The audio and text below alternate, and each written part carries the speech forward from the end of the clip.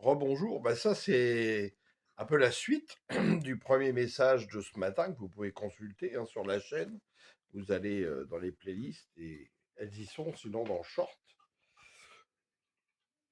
Pour continuer, euh, ouvrons nos yeux, regardons un petit peu quand même. Ceux qui sont devenus les spécialistes de la louange aujourd'hui, les églises, les chantres, en fait ne rêvent que d'une chose, c'est de notoriété. Et regardez comment la plupart sont habillés, particulièrement les femmes, comme des bimbos, comme on dit aux États-Unis. Bimbo, ça veut dire salope, avec des robes sexy, des talons de 20 centimètres, des ongles bientôt de 30 centimètres colorés, je ne sais quoi, des sourcils pas possibles, et j'en passe et les meilleurs. Waouh, ça fait peur quand même, hein. Je parlerai pas des hommes, pareil, qui sont habillés avec des costards pour paraître, etc. Mais c'est pas ça, le Seigneur regarde pas toutes ces choses. Et Dieu n'a jamais imité le monde. C'est Satan qui imite le monde. Et il le fait très très bien. Aujourd'hui, particulièrement justement les églises évangéliques, nous avons rentré tous les codes du monde dans la louange, qui sont devenus en fait des concerts. Parce que les gens aiment ça, les concerts, les karaokés comme dans le bar.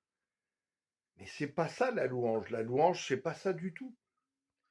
Alors, si on étudie en plus les paroles, bien souvent, ce ne sont même pas des paroles qui rendent grâce au Seigneur pour ce qu'il a fait pour nous, mais des paroles où encore on vient chanter les choses où on espère que le Dieu va faire quelque chose pour nous, alors qu'il a tout accompli à la croix. Mais bon, ça, c'est une petite parenthèse. Et le Seigneur, c'est marqué dans Hébreux 10, c'est clair, dans Hébreux 10. Il a traversé le lieu très saint pour être à la droite du Père. Il est notre grand prêtre selon Melchisédek. Approchons-nous sans crainte du trône de la grâce où nous avons un grand prêtre qui intercède auprès de nous. C'est ça que le Seigneur voulait.